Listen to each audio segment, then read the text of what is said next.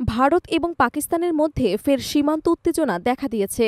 কাশ্মীরের পেহেলগ্রামে ২৬ জন নিহত হওয়ার পর দুই দেশের মধ্যে সম্পর্ক নতুন করে উত্তপ্ত হয়ে উঠেছে।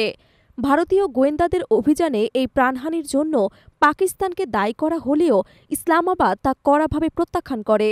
পাল্টা পদক্ষেপ হিসেবে পাকিস্তান ভারতের সঙ্গে সব ধরনের বাণিজ্যিক কার্যক্রম স্থগিত করেছেন এবং আকাশসীমা বন্ধ করার ঘোষণা দিয়েছেন।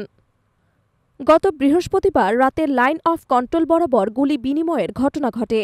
ভারত দাবি করেছে পাকিস্তানি সেনারা প্রথমে গুলি চালায়, তবে পাকিস্তানের পক্ষ থেকে বলা হয়েছে তারা আত্মরক্ষার্থে জবাব দিয়েছে।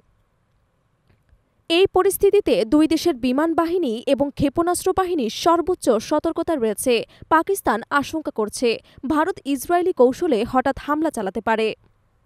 বিশ্লেষকদের মতে, যদি এই উত্তেজনা পূর্ণমাত্রার যুদ্ধে রূপ নেয় তাহলে তা পুরো অঞ্চলের জন্যই ধ্বংসাত্মক। গ্লোবাল ফায়ার পাওয়ারের ২০২৫ সালের রিপোর্ট বলছে ভারত সামরিক শক্তিতে বিশ্বের চতুর্থ এবং পাকিস্তান ১২তম স্থানে রয়েছে।